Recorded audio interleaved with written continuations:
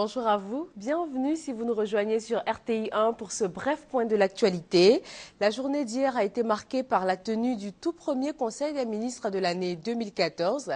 Le président Alassane Ouattara a donné les orientations de l'année 2014. Il sera entre autres question de promouvoir la bonne gouvernance pour une réduction significative de la pauvreté. Jérôme Kofi Abola. Ambiance tout à fait particulière ce mercredi 8 janvier 2014 au palais présidentiel et pour cause, le Conseil des ministres qui s'y est déroulé entre 11h et 14h sous la présidence du chef de l'État, le président Alassane Ouattara. Pour les membres du gouvernement, avec à leur tête le Premier ministre Daniel Kablan-Duncan, il s'agit d'une réunion de rentrée dans le cadre de l'année nouvelle à peine entamée. Des nombreux sujets abordés, on peut retenir le tourisme comme facteur de développement d'une Côte d'Ivoire qui aspire à être un pays émergent conformément aux vœux du président de la République Alassane Ouattara. Le décret qui porte les attributions, l'organisation et le fonctionnement de l'établissement public à caractère industriel et commercial dénommé Côte d'Ivoire Tourisme.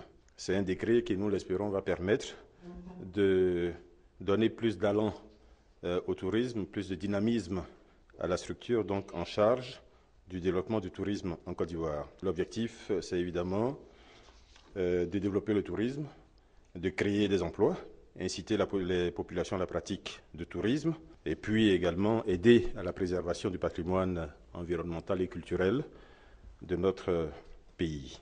Premier Conseil des ministres pour 2014, il a été marqué à l'entame de la réunion par deux messages. D'abord, celui du chef du gouvernement, Daniel Kablan-Duncan, le Premier ministre souhaitant les vœux des membres du gouvernement au chef de l'État, a promis de poursuivre avec la même abnégation les actions menées pour le bien-être des populations. Ensuite, celui du président de la République, le président Alassane Ouattara, qui a félicité les membres du gouvernement pour les résultats satisfaisants enregistrés, les a exhortés à persévérer dans l'effort pour mieux faire face aux défis de plus en plus nombreux. Nous avons encore de nombreux défis à relever en 2014. Nous avons une bonne équipe et je suis confiant que nous parviendrons à relever tous ces défis. Le gouvernement fait déjà beaucoup de choses pour le bien-être de nos compatriotes. Je vous invite tous à continuer et aussi à communiquer davantage. Pour le président Alassane Ouattara, il s'agit surtout de travailler à la promotion de la bonne gouvernance devant inéluctablement conduire à la réduction de la pauvreté pour le renforcement et le maintien de la cohésion sociale. Il s'agit aussi de promouvoir la paix dans le cadre du processus de réconciliation nationale, d'où la décision prise en vue du dégel des biens de certains prisonniers post-crise et de leur réintégration dans l'administration. Lancement hier de la 18e édition du concours Miss Côte d'Ivoire. Pour cette année 2014, les présélections démarrent le 15 février prochain et ce sera dans la ville d'Abangouro.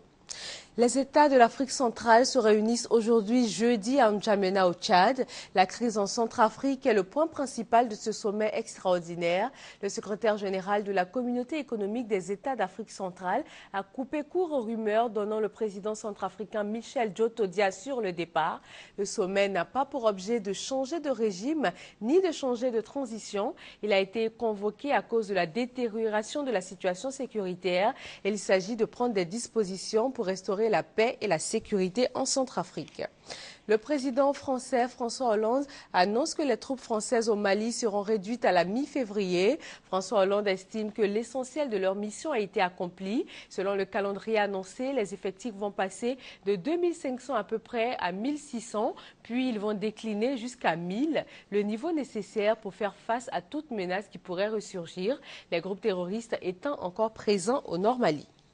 Paris et Tokyo scellent aujourd'hui un partenariat stratégique exceptionnel. Les Japonais se tournent vers la France pour renforcer leur appui sur la scène internationale face à la concurrence de leurs puissants voisins chinois. 5 personnes ont été tuées et 12 autres blessées ce matin lors d'une explosion dans une usine chimique du groupe Mitsubishi au centre du Japon. L'explosion a provoqué par une réaction chimique dans l'usine mais n'a pas déclaré d'incendie. New York enregistre cette température les plus basses depuis plus de 100 ans. Plus des 2/3 des États-Unis restent affectés par une vague de froid historique. Les réseaux de transport sont perturbés. Le froid se déplace vers l'est. Plusieurs autres villes ont enregistré des records de froid, dont Philadelphie et Baltimore, allant jusqu'à moins 16 degrés Celsius. Et c'est la fin de ce Flash Info, le journal à 13h sur RTI 1.